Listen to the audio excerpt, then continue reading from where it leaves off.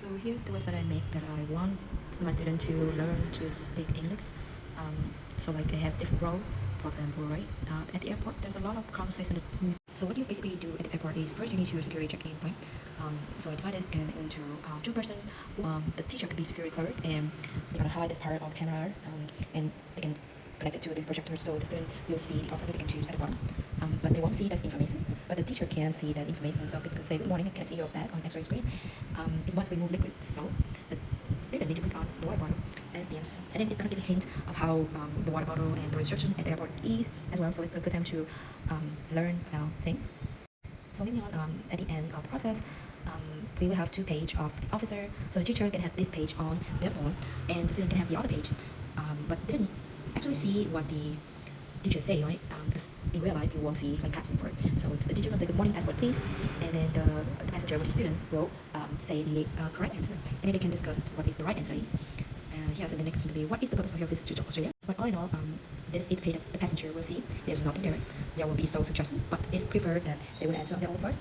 So they would be later on to see what they could say, right? There's many ways to say, like, okay, here you go, here is E, here is it, or say good day if they're Australia, or things like that.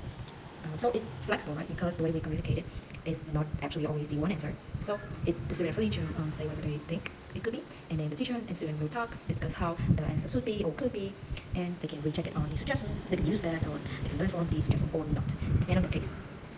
But all in all, this would be a great way to actually practicing in real life conversation without it being so like textbook based, but it actually look like a game, and each person will have their own page, right? If we're talking about like by textbook, but having this will allow them to talk to each other to be able to solve the problem. And like if you want to buy a SIM card, the teacher is going to be a shopkeeper, and they're going to have all this information of the SIM card. Right? And student, the first arrive into a new country, they're going to need to buy a new SIM, so they can go here and they could ask the SIM themselves by asking the brand, the price, the data that they're going to need. Some students will only need like just need like 5G data.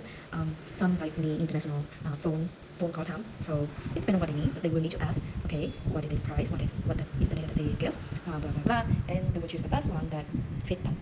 And all of the brand that I'm gonna find is actually pretty close to what the student gonna see in the country that they're gonna planning to fly to, right? For example, Australia have Optus Plus, Flex Plus, right? Fast Track, phone, similar thing. So if English teacher could use this platform to insert their own information of the conversation practice, it's gonna be so much helpful for them.